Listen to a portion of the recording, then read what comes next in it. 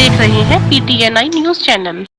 मुंबई, नागपुर में चारों ओर फोन की घंटियां बज उठी। राजभवन मौन था, संसद मौन थी, राष्ट्रपति भवन मौन था।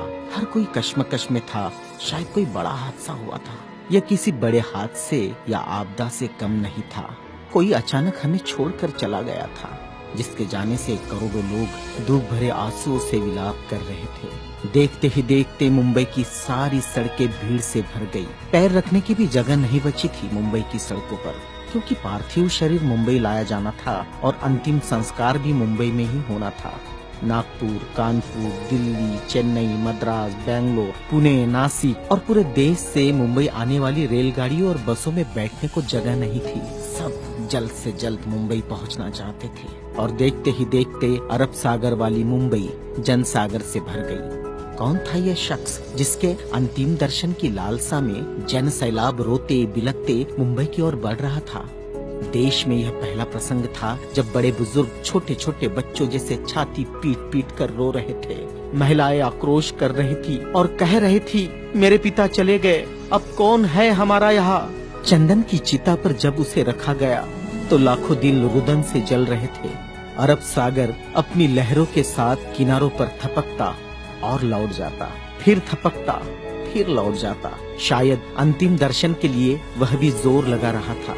चिता जली और करोड़ों लोगों की आंखें बरसने लगी। किसके लिए बरस रही थी ये आंखें? कौन था इन सब का पिता? किसकी जलती चिता को देखकर जल रहे थे करोड़ों दिलों के अग्निकुंड? कौन था यह जो छोड़ गया था इनके दिलों में आंधिया? कौन था वह जिसके नाम मात्र लेने से गरज उठती थी बिजलियां, मन से मस्तिष्क तक दौड़ जाता था ऊर्जा का प्रवाह? कौन था वह शख्स जिसने छीन लिए थे खाली कासे इनके हाथों से और थमा दी थी कलम लिखने के लिए एक नया इतिहास?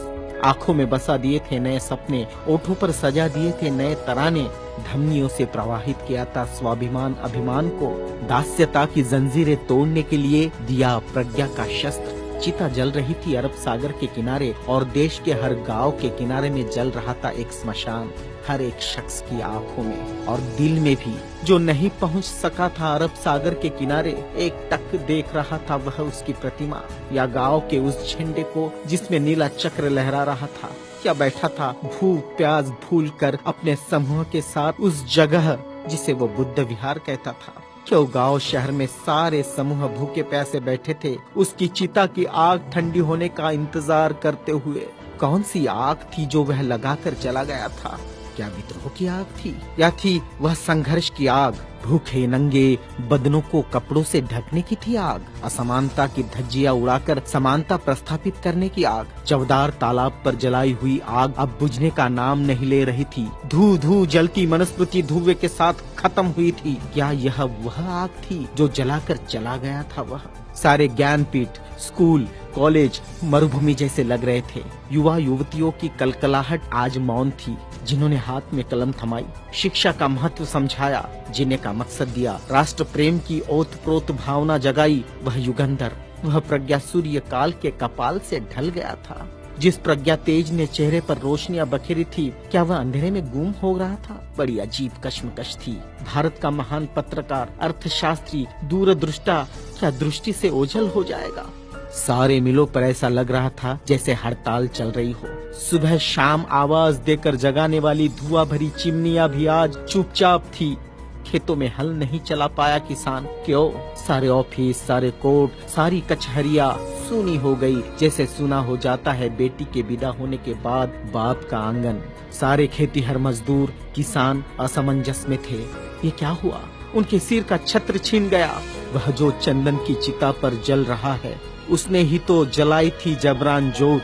मजदूर आंदोलन का वही तो था आधुनिक भारत में मसीहा। सारी मिलों पर होती थी जो हड़तालें आंदोलन अपने अधिकारों के लिए, उसकी प्रेरणा भी तो वही था जिसने मजदूरों को अपना स्वतंत्र पक्ष दिया और संविधान में लिख दी वह सभी बातें जिन्होंने किसानों, खेतीहारों, मजदूरों के जीवन में खुशियां बखेरी थी। इधर नागपुर की दीक्षा भूमि पर मातम पसरा था। लोगों की चीखें सुनाई दे रही थी, बाबा चले गए, हमारे बाबा चले गए। आधुनिक भारत का वह सपुत्र है जिसने भारत में लोकतंत्र का बीजारोपण किया था, जिसने भारत के संविधान को रचकर भारत को लोकतांत्रिक गणराज्य बनाया था, हर नागरिक को समानता, स्वतंत्रता और न्याय का अधिकार दिया था, वोट देने का अधिकार देकर देश का मालिक बनाया था। क्या सचमुच वह शख्स नहीं रहा? कोई भी विश्वास करने को तैयार नहीं था। लोग कह रहे थे अभी तो यहाँ बाबा की सफेद गाड़ी रुकी थी, बाबा गाड़ी से उतरे थे सफेद पोशाक में, देखो अभी तो बाबा ने पंचशील दिए थे। 22 प्रतिज्ञाओं की गूंज अभी आसमान में ही तो गूंज रही थी। वो गूंज शांत होने से पहले बाबा शांत नहीं हो सकते।